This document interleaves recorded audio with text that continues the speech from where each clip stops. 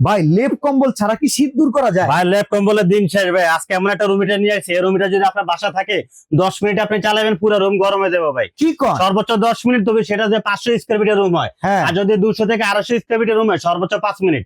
আরে এর ভাই, ভিতরে পুরো কোন কি? রুমটা গরম হবে। জি, এটা কি কি দেওয়া আছে? এটা হলো ডিজিটাল রুম হিটার নিয়ে আসে সর্বপ্রথম বাংলাদেশে। এটা হলো জিলান ব্র্যান্ডের অরিজিনাল ইটালির একটা প্রোডাক্ট।